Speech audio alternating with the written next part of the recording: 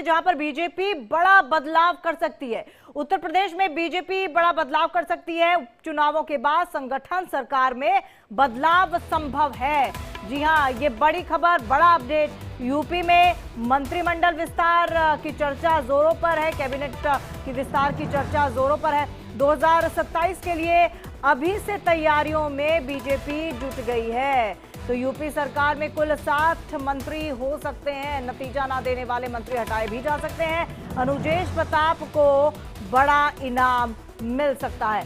करहल से बीजेपी प्रत्याशी थे अनुजेश प्रताप। हम आपको बता दें कि उपचुनावों में बीजेपी की तरफ से अच्छा प्रदर्शन देखने को मिला और जिस तरह से अब सीएम योगी आदित्यनाथ की छवि जो है फायर ब्रांड नेता के तौर पर और भी ज्यादा स्ट्रॉन्ग तरीके से उभर कर सामने आई है इन उपचुनावों के जरिए। क्योंकि अगर देखा जाए तो यूपी उपचुनावों में सीधा मुकाबला जो था वो सपा से था बीजेपी का, या फिर यूं कह लें कि सीएम योगी आदित्यनाथ का सीधा मुकाबला अखिलेश यादव से था, जिनको करारी शिकस्त देते हुए नजर आए हैं सीएम योगी आदित्यनाथ। और सबसे ज्यादा जो इन तमाम चुनावों में नारा उन्होंने दिया, बटेंगे तो कटेंगे, उस नारे का बहुत ज्यादा इन्फ्लुएंस देखने को मिला, प्रभाव देखने को मिला।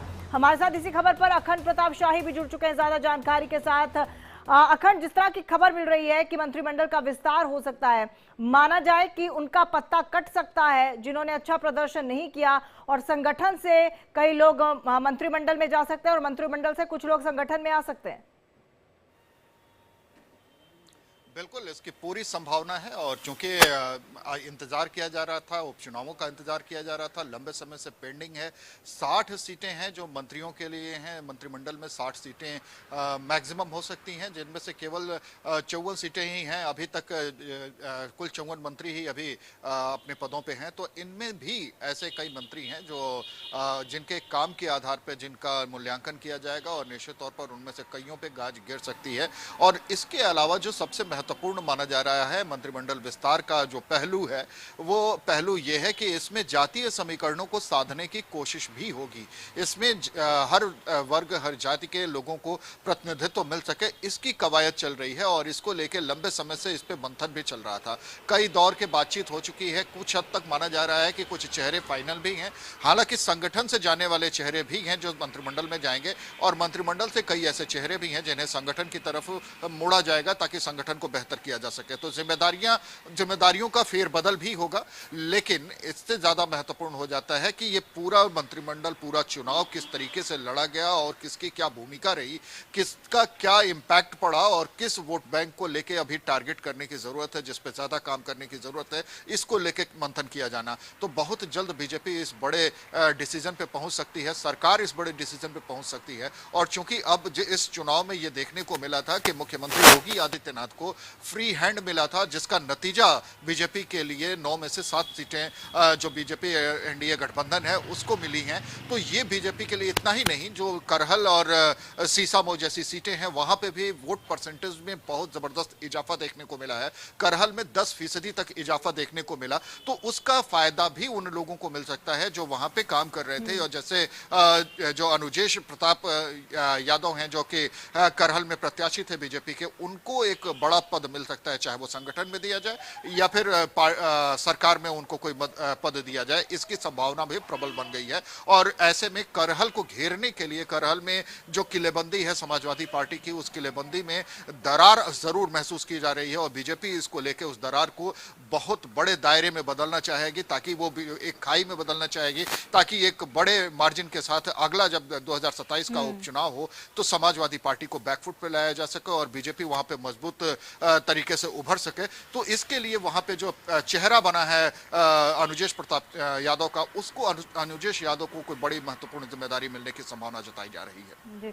अखंड, और माना जाए जिस तरह से अब मंत्रिमंडल का विस्तार हो रहा है और जैसा कि आपने भी बताया कि जातीय समीकरणों को साधने की कोशिश की जाएगी, कहीं ना कहीं तैयारी 2027 की भी है।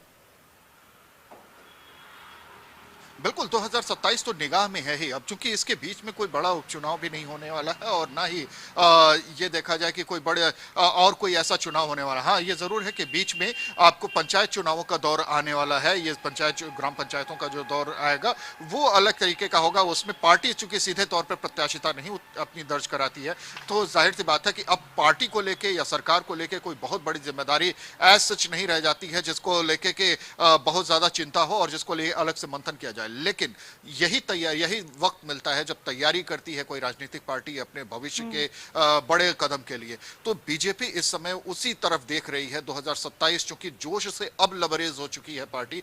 2024 का जो लोकसभा चुनाव आया था जून में, जिसके नतीजे आए थे, वो नतीजे बीजेपी को बैकफुट पे ला रहे थे। मुख्यमंत्री योगी आदित्यनाथ ने उसी दरमियान जब अगस्त में मीटिंग हो रही थी राष्ट्रीय प्रदेश कार्यकारिणी की, तब उन्होंने कार्यकर्ताओं में जोश भरते हुए कहा था कि आपका वोटिंग परसेंटेज नहीं घटा है, आप इस चीज को लेकर बैकफुट पे मत जाइए, आप फ्रंट फुट पे आइए और जनता के बीच में जाके सरकार की उपलब्धियां, सरकार के कामकाज, जो डबल इंजन सरकार की योजनाएं हैं, उनको जनता के बीच में रखिए। हमारी अपनी जो छवि है उस छवि को लेके जाइए।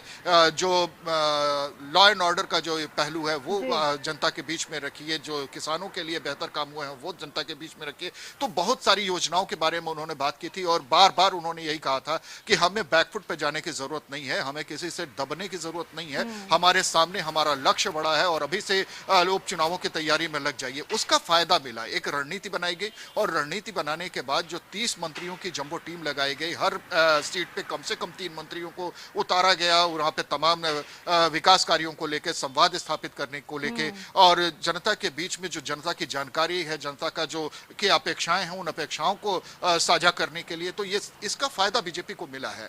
और फिर बूथ मैनेजमेंट भी बीजेपी ने उसके साथ ही जोश में भर के जो किया है, उसका भी, संगठन का भी इसमें बहुत अहम किरदार देखने को मिला। तो ऐसे में जो बेहतर काम करने वाले लोग हों, अगर वो संगठन के लायक हैं तो उन्हें संगठन में जगह दी जाएगी मंत्रिमंडल से हटा के, और जो मंत्रिमंडल के लोग हैं, जो मंत्रिमंडल के लोग जो हैं, उन्हें मंत्रिमंडल में जगह दी जाएगी, तो संगठन में जगह दी जाएगी। तो इस तरीके से फेरबदल की बात भी सामने आ रही है। बहुत जल्द इसमें कुछ बदलाव देखने को मिल सकते हैं। बिल्कुल बिल्कुल बिल्कुल अखंड, और बिल्कुल ठीक कहा आपने। कहीं ना कहीं उपचुनावों की जीत का सेहरा जो है सीएम योगी आदित्यनाथ के सर पर बंधता ही बंधता है। फिलहाल आपका बहुत बहुत धन्यवाद तमाम जानकारी के लिए। यूपी से ही बड़ी खबर आ रही है, मुजफ्फरनगर में पुलिस और बदमाशों के बीच मुठभेड़ की खबर आ रही है। बुढ़ाना कोतवाली